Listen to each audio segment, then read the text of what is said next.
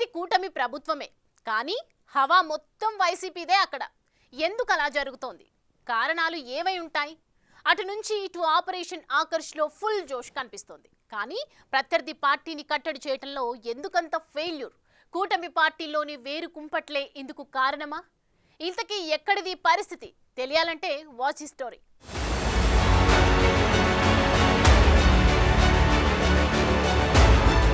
కూటమి అధికారంలోకి వచ్చి ఏడాది కాలానికి దగ్గర పడుతోంది. అనేక ప్రాంతాల్లో వీరు పట్టు సాధిస్తున్న పరిస్థితులు కూడా ఉన్నాయి. పల్నాడు జిల్లాలో దాదాపు అన్ని సెగ్మెంట్లలోనూ కూటమి పార్టీ లీడర్లు ఇటు పొలిటికల్ గా అటు ప్రభుత్వ పరంగా పట్టు సాధిస్తున్న పరిస్థితులు. అయితే ఈ జిల్లాలోని ముఖ్యమైన నర్సరావుపేట, మాచర్ల ప్రాంతాల్లో మాత్రం అలాంటి సీన్ కనిపించడం లేదంటున్నారు.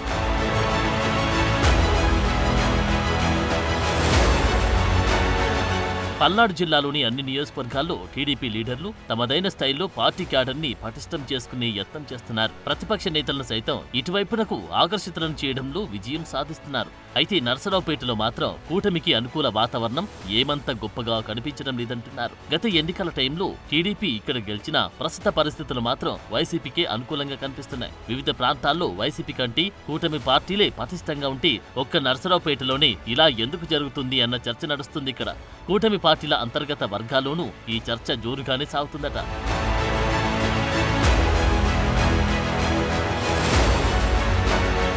నర్సరావుపేట విషయంలో టీడీపీ అధిష్టానం ఇప్పటికీ పలుమార్లు స్థానిక నేతలను పిలిపించి మాట్లాడిందట. అంతేకాదు పార్టీ పటిష్టత వ్యవహారంలోనూ గట్టి చర్యలు చేపట్టాలని కోరారట. అయితే నానాటికి కూటమి పార్టీలో ఐక్యత తగ్గుముఖం పడుతున్నట్లు తెలుస్తోంది. దీంతో పార్టీలో తమ భవితవ్యం ఏంటో అర్థం కావడం లేదని వాపోతున్నారట స్థానిక తెలుగు తమ్ముళ్ళు.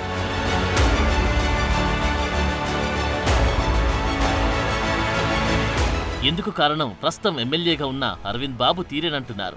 ఈయన ఇతర నేతలను కలుపుకుపోవడంలో పూర్తిగా వెనుకడుగు వేస్తున్నారని వాపోతున్నారు కార్యకర్తలు. తానేంటో తన వర్గం నేతలేంటో అన్నట్టుగా ఈ ధోరణి కొనసాగుతుందని ఆవేదన వ్యక్తం చేస్తున్నారు స్థానిక టీడీపీ లీడర్.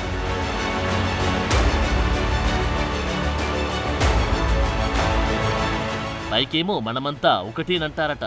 అది లోలోన మాత్రం సామాజిక వర్గాల వారీగా భారీ ఎత్తున విభేదాలు నడుస్తున్నాయట. దీంతో ఎవరికి వారి యమునా తీరే అన్నట్లుగా ఇక్కడ వ్యవహారం సాగుతుందని చెబుతున్నారు. దీంతో ఏదైనా కార్యక్రమం జరిగితే కూటమి నేతలు కలిసికట్టుగా హాజరైన దాఖలాలు. దీన్ని బట్టి ఇక్కడ వీరి మధ్య ఎంత ఐక్యత ఉందో ఊహించుకోవచ్చంటున్నారు కార్యకర్తలు.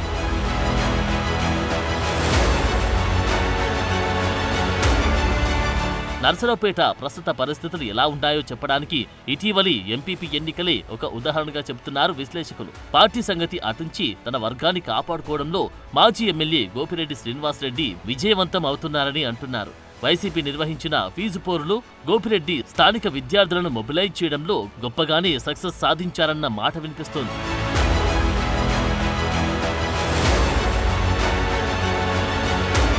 క్యాంపు రాజకీయాలే కావచ్చు, మరేదైనా కార్యక్రమాలు కావచ్చు, నియోజకవర్గంలోని ఇతర వైసీపీ నేతలను ఆకర్షించడంలో కూటమి లీడర్లు సక్సెస్ అవుతున్నారు. కానీ నర్సరావుపేట ఎంపీపీ ఎలక్షన్ల వ్యవహారం చూస్తే అక్కడ ఎలాంటి పరిస్థితి ఉందో అర్థం చేసుకోవచ్చంటున్నారు. ఎమ్మెల్యే ఎంత చొరవ చూపినా ఆయనకు సహకరించడానికి ఇక్కడ కూటమి లీడర్లు సిద్ధంగా లేనట్టు సమాచారం.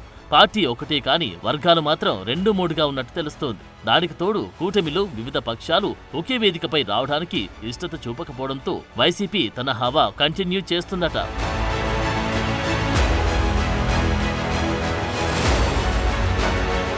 ఇక మాచర్ల ఎమ్మెల్యే జూలకంటి బ్రహ్మానందరెడ్డి ఎన్నికల ఫలితాల వరకు పటిష్టంగానే కనిపించారు. కానీ రిజల్ట్స్ తర్వాత ఆయన పరిస్థితి ఏమంత ఆశాజనకంగా లేదని సమాచారం. ఇందుకు గల కారణాలేంటని ఎవరికి వారు విశ్లేషించుకుంటున్నారట.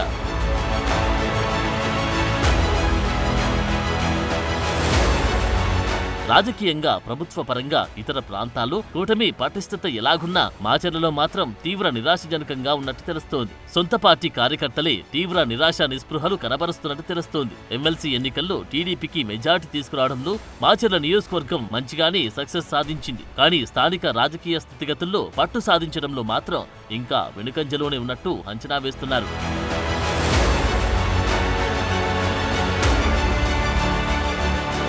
మరి ప్రస్తుత పరిస్థితులను ఎలా కంట్రోల్ చేస్తారు, ప్రత్యర్థి వర్గానికి చెందిన నేతలను ఎలా కట్టడి చేస్తారన్నది ఇక్కడ ప్రశ్నార్థకంగానే ఉందట.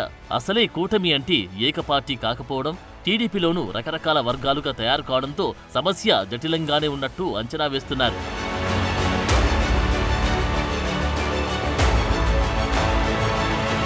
ఏదండి ఆ పల్నాడు పౌరుషం అంటూ కూటమి పార్టీల కార్యకర్తలు తమ పై స్థాయి నాయకులను నిలదీస్తున్నారట. వైసీపీకి అంత సీన్ ఇవ్వకుండా ముందుకెళ్లాలంటే వీరిలో వీరికి మొదట ఐకమత్యం కావాలని కామెంట్ చేస్తున్నారట. అలా జరిగితేనే ఇక్కడ కూటమి భవిష్యత్తు బలపడుతుందని అంచనా వేస్తున్నారు. ఈ ప్రాంత కూటమి నేతల్లో ఎలాంటి మార్పు వస్తుందో చూడాలంటున్నారు కూటమి పార్టీల కార్యకర్తలు.